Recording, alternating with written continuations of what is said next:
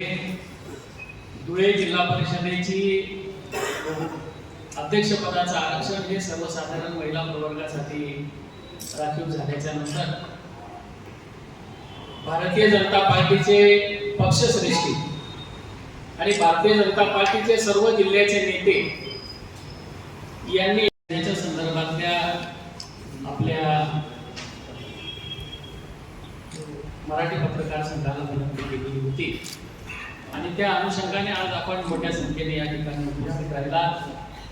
आपलं सगळ्यांचं माननीय अतुल भाऊ आणि आपण सगळे सन्मान्य पत्रकार सर्व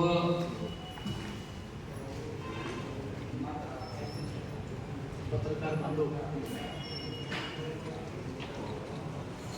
प्रिंट मीडिया, इलेक्ट्रॉनिक मीडियाचे सर्व सन्मान्य पत्रकार बांधव,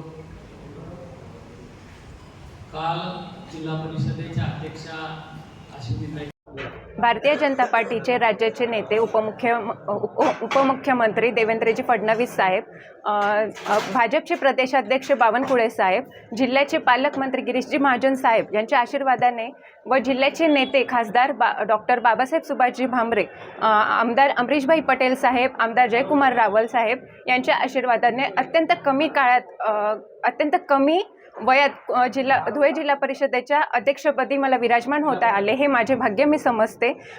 माझे सासरे प्राध्यापक अरविंद जाधव यांनी गेल्या 30 वर्षापासून पक्षाच्या कार्यकर्ते म्हणून काम केलेलं आहे।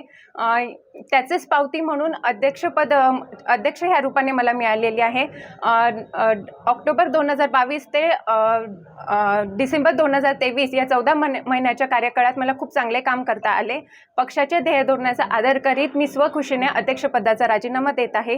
भारतीय जनता पार्टीने ही संधी उपलब्ध करून दिली म्हणून सर्व नेत्यांचे तसेच पागणे जिल्हा परिषद गटातील सर्व तमाम बंधू भगिनींचे मी आभार मानते।